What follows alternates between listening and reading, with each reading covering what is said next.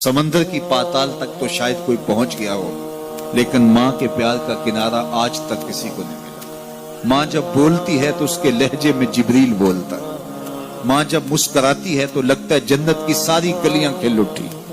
अल्लाह ने उसके सीने में वो दर्द, वो दरक, वो मोहब्बत, वो उल्फतों का एक जहां आबाद कर दिया है। माँ तो फिर माँ ही होती है। उसके सीने में रखा हुआ प्यार तो एक अजीब कायनात है।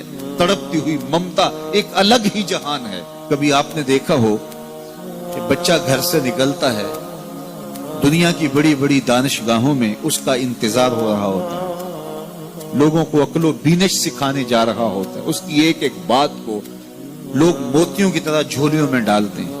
और दुनिया की दानिशगाहों में, यूनिवर्सिटियों में और दरसगाहों में लोग उसके मोतियों जैसे जुमले सुनने के लिए बेताब होते हैं कि ये अक्लो बीनश का मुरक्का है, ये फहमो इदराक का पहाड़ है, इसकी बातें जिंदगी गुजारने का गुर सिखाती हैं। तो लोग सीखने के लिए जमा होते हैं। लेकिन वो शख्स जब घर से निकलता है तो माँ कितने भोले अंदाज में कहती है, पुत्र जरा सड़क ध्यान से अबूर करना। जो दुनिया को अक्लो बीनश का सबक सिखाने जा रहा है, उसको ये भी नहीं पता कि सड़क कैसे अबूर करनी है। लेकिन माँ के प्यार का रूप है, ये माँ की मोहब्बत का तेवर है, ये उसकी उल्फत के रंग हैं। और जब तक बच्चा घर पलट नहीं आता, बेटा वापस नहीं पहुंच जाता, माँ के दिल में खटका रहता है और वसवास में रहती है और बेटे के लिए दुआएं मांगती रहती है कि मेरा बेटा खैर से घर पलट आए। माँ के सीने में इतना प्यार क्यों है? दुख झेल लेती है, तकलीफें गवारा कर लेती है। गरीब माएं तो बेटों और बेटियों का पेट पालने के लिए किसी के घर के बर्तन भी मांजने पड़े तो इससे भी गुरेज नहीं करती। तकलीफें सह लेती हैं, अजियतें गवारा कर लेती हैं, लोगों की गुलामियां कबूल कर लेती हैं। माएं अपनी औलाद के लिए क्या कुछ नहीं करती। माँ को अपनी औलाद से इतना प्यार क्यों है? एक ही जवाब है, इसलिए कि माँ ने औलाद को जन्म दिया है। मेरे जुमले को दिल के कानों से सुनना।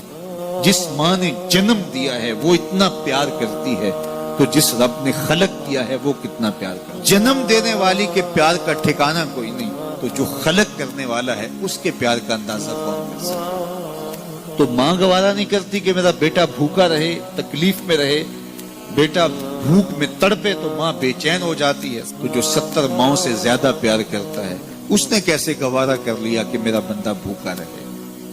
सहरी का खाना खाया है, कड़कती दोपहर है, बरसती गर्मी है, जुबान पे पिपड़ी जम गई, हलक खुश्क हो गया, खाने के लिए पीने के लिए सब कुछ मुयस्सर है, लेकिन कहा नहीं एक घूंट भी नहीं लेना।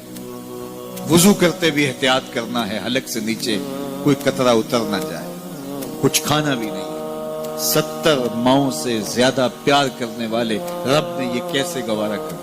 इस मसले को समझने के लिए फिर दोबारा माँ की आगोश में आना पड़ेगा। बेटा बीमार हो गया, माँ डॉक्टर के पास ले गई, उसने दवा तजवीज की, सिरप लिखा, वो कड़वा था, बेटा पीता नहीं। माँ ने जबरदस्ती उसको लटा लिया, उसका हलक खोला, मुंह खोला, उसमें कतरे सिरप के टपका रही है। बच्चा चीखता है, रोता है, लेकिन जूं वो कतरे हलक से नीचे उतरते जाते हैं, माँ के चेहरे पे तमानियत आती जाती है। क्या माँ सफाक हो गई है? नहीं। माँ की ममता छिन गई? नहीं। वो जो बेटे की आंख में आंसू नहीं देख सकती थी, वो तड़पते हुए बच्चे को देख के मुतमईन क्यों है? क्या माँ की ममता रुखसत होगी? जवाब नहीं। तो फिर क्यों माँ इतनी खुश है? कहा बेटा नहीं जानता, माँ जानती है।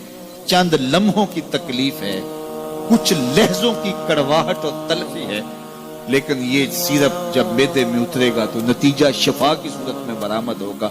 माँ की निगाह इस कड़वे सिरप पे नहीं, माँ की निगाह नतीजे पे है।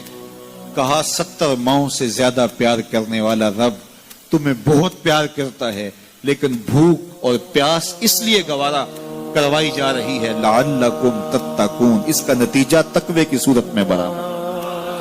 तुम्हें इत्तिका की दौलत मिलेगी, तुम तकवे का नूर पालोगे। इसलिए महीना एक मौका है, एक फुर्सत है। हम इस फुर्सत को गनीमत जाने और अपने नफ्स को काबू में करें। रोजा हमें बहुत कुछ सिखाता है, इससे वो सब कुछ सीखें और अपने मन को संवारने की कोशिश करें। तो जब हम तकवे की दौलत पालेंगे तो रोजे का मकसूद हासिल हो जाएगा।